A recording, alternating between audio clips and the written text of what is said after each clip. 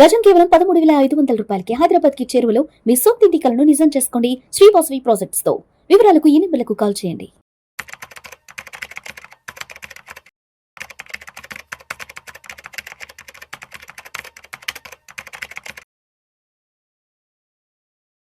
నమస్తే రవీంద్ర గారు. నమస్తే విష్ణు గారు. Welcome to Vishnu talks. So Ravindra గారు, కొత్తగా లేబర్ చట్టాలు వచ్చాయి, కొత్త లేబర్ లాస్. అయితే ఈ కొత్త లేబర్ లాస్ వచ్చినప్పటి నుంచి ఒక వార్త సోషల్ మీడియాలో పెద్ద ఎత్తున వైరల్ అవుతోంది. ఈ కొత్తగా వచ్చిన లేబర్ చట్టాల వల్ల మన టేక్ హోమ్ శాలరీ అనేది తగ్గబోతుంది అంటూ కూడా ఒక వార్త బాగా వైరల్గా మారింది. మరి ఏంటి అసలు ఈ కొత్తగా వచ్చిన లేబర్ చట్టాల వల్ల మన టేక్ హోమ్ శాలరీ ఎందుకు తగ్గుతుంది? అదేవిధంగా ఈ కొత్తగా వచ్చిన లేబర్ చట్టాలని ఉద్యోగస్తులు ప్రతి ఒక్కరూ తెలుసుకోవాల్సిన, గుర్తుపెట్టుకోవాల్సిన అంశాలు ఏమున్నాయి దీంట్లో? విష్ణు గారు, ఇప్పుడు నవంబర్ 21 నుంచి లేబర్ లాస్, ఆ లేబర్ కోడ్ అనేది ఇంప్లిమెంటేషన్లోకి వచ్చింది. కొన్ని కంపెనీస్ ఇంప్లిమెంట్ చేస్తున్నాయి, కొన్ని కంపెనీస్ ఇంకా ఫైనల్ కంక్లూజన్ వచ్చాక చేద్దామని వెయిట్ చేస్తున్నాయి. సో దీంట్లో ఫస్ట్ వచ్చిన అంశం టాపిక్ ఏంటంటే టేక్ హోమ్ శాలరీ ఇంపాక్ట్ ఏంటి, టేక్ హోమ్ శాలరీ తగ్గుతుందని అంటున్నారు. ఎందుకంటే ఈ డిస్కషన్ వచ్చిందంటే ఫస్ట్ లేబర్ లాలో వచ్చిన బేసిక్ కండిషన్ మారింది. ఏంటంటే శాలరీలో 50% బేసిక్ ఉండాలని కండిషన్ పెట్టారు. సో మీ శాలరీ 1 lakh అయితే 50,000 బేసిక్ శాలరీ ఉండాలి. మిగిలిన 50,000లోనే అలవెన్సెస్ అన్ని అకామిడేట్ చేయాలి. ఏదైతే హెచ్ఆర్ఏ అలవెన్స్ అని కానీ, సిటీ కన్వెన్స్ అలవెన్స్ కానీ, ట్రావెలింగ్ కానీ, ఏదైనా ఏ allowance, whatever you name, you can keep only in the 50% bracket. 50% కంపల్సరీగా బేసిక్ ఉండాలి. సో 50% బేసిక్ ఉన్నప్పుడు యాక్చువల్ ఎలా ఉండదంటే పిఎఫ్ అనేది ఎప్పుడు కూడా బేసిక్ మీద 12% ఉండేది. సో కంపెనీస్ ఇప్పటిదాకా ఏం చేస్తున్నారంటే 15,000 బేసిక్ పెడతారు. మీరు చూడండి, ఏ ఎంప్లాయీ చూడండి, కార్పొరేట్ సాఫ్ట్వేర్ ఎంప్లాయీస్ అని ఎవరినైనా 2 lakh శాలరీ, 3 lakh శాలరీ వచ్చే వాళ్ళు చూస్తే వాళ్ళ బేసిక్ 30,000, 20,000, 15,000 అంతగానే దాటదు. ఎందుకంటే బేసిక్ మీద మన పిఎఫ్ కట్టాలి కాబట్టి వాళ్ళు బేసిక్ చాలా తక్కువ పెట్టి మిగిలిన అలవెన్స్ చాలా ఎక్కువ ఉంటాయి. హెచ్ఆర్ఏ కానీ వాటిని బాస్కెట్ ఆఫ్ అలవెన్సెస్ అంటారు. మనకు కావాలంటే మనమైనా మార్చుకోవచ్చు. మనమైనా అలవెన్సెస్ని నాకు ఇంత కావాలి అని చెప్పేసి మనం మార్చుకోవచ్చు, కస్టమైజ్ చేసుకోవచ్చు. ఏ కంపెనీలో ఉండేది ఆప్షన్. సో ఇప్పుడు వచ్చిన లేబర్ లాస్లో 50% బేసిక్ పెడుతున్నారు. సో దానివల్ల పిఎఫ్ కాంట్రిబ్యూషన్ పెరిగింది, దానివల్ల ఇన్ రిటర్న్ మన టేక్ హోమ్ తగ్గిద్ది అని చెప్పేసి ఒక డిస్కషన్ వస్తుంది. బట్ మొన్న మినిస్ట్రీ ఆఫ్ లేబర్ ఏం చేస్తున్నారో క్లియర్గా క్లారిఫికేషన్ ఇచ్చింది. ఏదైతే బేసిక్ శాలరీ మీరు 50% పెడుతున్నారో 50% పెట్టండి, ఫైన్. బట్ పిఎఫ్ మాత్రం మీరు 15,000 మీద కడితే చాలు. 15,000 మీద పిఎఫ్ కాంట్రిబ్యూట్ చేస్తే 15,000 ఇంటూ 12%, 1,800 మీరు కాంట్రిబ్యూట్ చేస్తే చాలు. అంతకన్నా ఎక్కువ మీ వాలంటరీ, నాట్ మ్యాండేటరీ. అంటే మీ బేసిక్ శాలరీ 50,000 ఉన్నా కూడా మీరు 15,000 మీద మీరు పిఎఫ్ కడితే చాలు, అంతకన్నా ఎక్కువ మీద ఆప్షనలే, మ్యాండేటరీ అని క్లియర్గా క్లారిఫికేషన్ ఇచ్చింది. సో దీనివల్ల ఎవరైతే software employees take home salary తగ్గుద్ది అనుకుంటున్నారో వాళ్ళకి టేక్ హోమ్ శాలరీలో ఎటువంటి ఇంపాక్ట్ ఉండదు. బట్ ఓన్లీ థింగ్ ఏంటంటే చిన్న ఎంప్లాయీస్ వాళ్ళు ఎవరికైతే శాలరీ 30,000 కన్నా తక్కువ ఉండిద్దో, ఇదే గమ్మత్తైన విషయం, 30,000 కన్నా శాలరీ తక్కువైన వాళ్ళకి టేక్ హోమ్ తగ్గిపోయింది. 30,000 కన్నా శాలరీ ఎక్కువ ఉన్న వాళ్ళకి టేక్ హోమ్లో ఎటువంటి చేంజ్ ఉండదు. సో అది ఫస్ట్ థింగ్. సో ఈ టేక్ హోమ్ డిస్కషన్ 2 parts చెప్పాలంటే 30,000 కన్నా శాలరీ మీకు తక్కువ ఉంది అంటే మీ టేక్ హోమ్ తగ్గిపోయింది. మీ శాలరీ 30,000 కన్నా ఎక్కువ ఉంది అంటే టేక్ హోమ్లో ఎటువంటి చేంజెస్ లేవు. నెక్స్ట్ ఇంకోటి వచ్చిన డిస్కషన్ ఏంటంటే గ్రాట్యుటీ 1 yearకే అని చెప్పేసి ఒక డిస్కషన్ నడుస్తుంది. సో అంతకుముందు గ్రాట్యుటీ ఎలా ఉండేది, 4 yearsకి 4.5 yearsకి గ్రాట్యుటీ ఇచ్చేవాళ్ళు. ఇప్పుడు 1 yearకే అన్నారు. అది అపోహ. అదంతా కుదరదు, సంవత్సరం. సో ఓన్లీ థింగ్ ఏంటంటే మీరు ఎప్పుడైనా మీరు ఆఫర్ లెటర్ ఇచ్చేటప్పుడు మీరు ఎంప్లాయ్మెంట్ తీసుకున్నప్పుడే ఫిక్స్డ్గా నేను ఈ ఎంప్లాయీని 2 years ఉంచుకుంటాను, ఫిక్స్డ్ టర్మ్ ఎంప్లాయ్మెంట్ అంటారు. యాక్చువల్లీ ఇప్పుడు అలా ఎప్పుడు ఇండియాలో తీసుకోరు. ఎంప్లాయీని తీసుకుంటారు, వాళ్ళ ప్రాజెక్ట్స్ ఉంటాయి, వర్క్ చేయించుకుంటారు.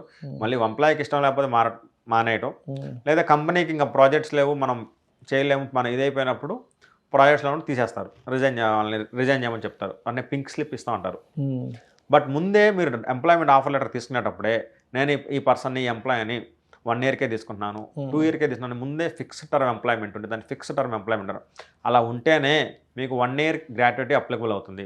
లేకపోతే మీ గ్రాట్యుటీ యాజ్ యూజువల్ ఓల్డ్గా ఉన్న 4.5 years 5 years ఏదైతే ఉందో అదే అప్లికబుల్ అవుతుంది. సో గ్రాట్యుటీ 1 year అనేది ఓన్లీ అపోహ, అది నిజం కాదు. ఈ 2 చేంజెస్ మేజర్గా మనం తెలుసుకోవాల్సింది.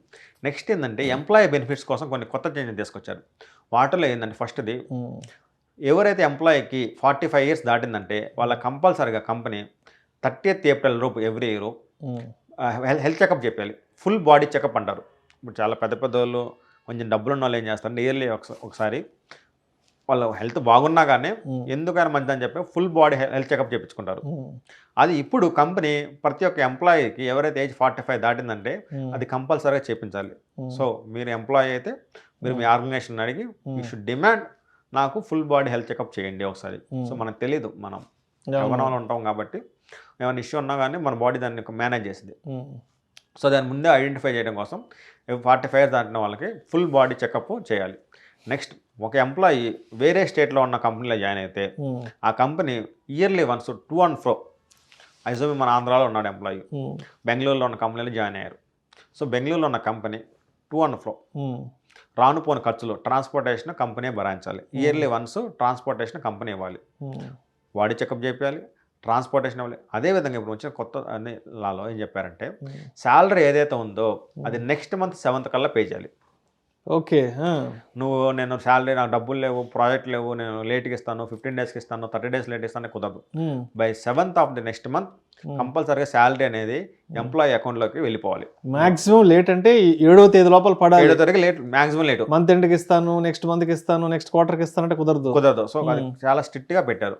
నెక్స్ట్ అదేవిధంగా ఈ ఎంప్లాయర్స్ మధ్యలో ట్రేడ్ యూనియన్స్ ఉంటాయి. సో సాఫ్ట్వేర్ కంపెనీలు తక్కువ కానీ ఫ్యాక్టరీస్ వాటి ట్రేడ్ యూనియన్స్ ఇండస్ట్రీస్లో ఉంటాయి. ఈ ట్రేడ్ యూనియన్స్ అన్నిటి కూడా అంతకుముందు లేబర్ కోర్ట్స్ అని ఉండేవి. అంటే మన ఎలాగైతే మన జ్యుడిషియల్ కోర్టులు ఉన్నాయో లేబర్ యాక్ట్ సపరేట్ కోర్టులు ఉండేవి. ఈ కోర్టులు అనే కాన్సెప్ట్ తీసేశారు.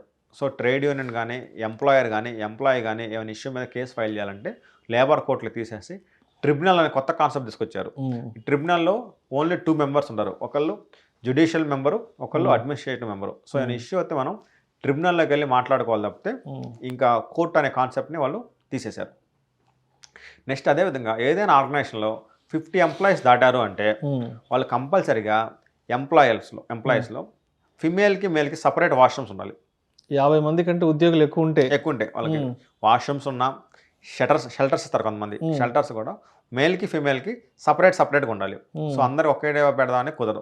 50 employees క్రైటీరియా, 50 employees దాటారంటే కంపల్సరీ ఇది చేయాలి.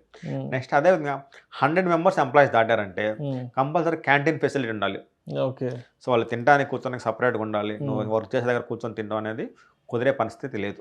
సో సపరేట్గా వాళ్ళకి క్యాంటీన్ ఉండాలి.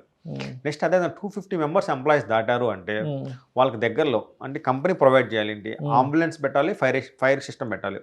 సో ఏ ఎంప్లాయీ కానీ ఇష్యూ వస్తే అంబులెన్స్ తను తీసుకెళ్ళి నియరెస్ట్ హాస్పిటల్లో అడ్మిట్ చేసి తనకు చికిత్స చేసే విధంగా 250 employees దాటితే అంబులెన్స్ అండ్ ఫైర్ ప్రొవిజన్ పెట్టారు. సో వీటిని కంపల్సరీగా కంపెనీస్ అన్ని ఫాలో అవ్వాలి.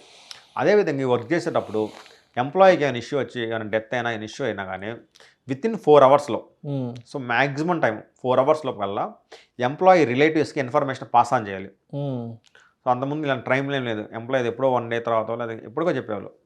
ఇప్పుడు వితిన్ 4 hours కంపల్సరీగా ఎంప్లాయీ ఫ్యామిలీకి ఏమైనా ఇష్యూ అయినా కానీ ఇదైనా కానీ ఆ ఇన్ఫర్మేషన్ని పాస్ ఆన్ చేయాలి. అదేవిధంగా ఇప్పుడు ఎంప్లాయీ చనిపోయినా డెత్ వచ్చినా సో కంపల్సరీగా ఆ ఇన్సూరెన్స్ దగ్గర నుంచి ప్రీమియం అవి వస్తాయి. ప్రీమియం లంసమ్ అమౌంట్స్ కంపెనీ తరపు నుంచి, ఇన్సూరెన్స్ కంపెనీ నుంచి సెటిల్మెంట్స్ వస్తాయి. వాటితో పాటుగా కంపెనీ ఫ్యూనరల్కి కూడా మినిమం 15,000, నీకు కావాలంటే ఎక్కువ ఇవ్వచ్చు, అంత్యక్రియలకు కూడా మళ్ళీ అది వాళ్ళ బర్డెన్ కాకూడదని మినిమం 15,000 కంపెనీ ప్రొవైడ్ చేయాలి. ఎక్కువ కావాలని ఎక్కువ, but it should not be less than 15,000. Okay, so ఇలాగా చాలా చేంజెస్ని లేబర్ కోడ్లో తీసుకొచ్చారు. మన హెల్త్ గురించి చూసుకుంటాను, వెల్ఫేర్ గురించి చూసుకుంటా కూడా ఇవన్నీ తెచ్చారు. సో ఏదైతే న్యూ లేబర్స్ వచ్చినాయి అవి వస్తే కొంచెం కంపెనీస్కి డిఫికల్ట్ కానీ బట్ ఎంప్లాయీస్కి మాత్రం అది చాలా మంచి బెనిఫిట్ చేస్తుంది, మంచి రిలీఫ్ చేస్తుంది. సో ఇన్సూరెన్స్ పరంగా ఇటు వస్తాయి, మనకు రావాల్సిన బెనిఫిట్స్ వస్తున్నాయి, పర్క్స్ వస్తున్నాయి కాబట్టి. సో ఇవి మేజర్గా లేబర్ లాస్ వచ్చిన changes. Right sir. Thank you so much Ravindra గారు. కొత్తగా వచ్చిన లేబర్ చట్టాల నుంచి తప్పనిసరిగా మనం తెలుసుకోవాల్సిన విషయాలు, అర్థం చేసుకోవాల్సిన విషయాలు ఏమున్నాయి, తెలుసుకోకపోతే ఏ విధంగా నష్టపోయే అవకాశం కూడా ఉంది అనే దాని గురించి చాలా చక్కగా తెలియజేశారు. Thank you so much Ravindra గారు. థ్యాంక్ యూ అండి విష్ణు.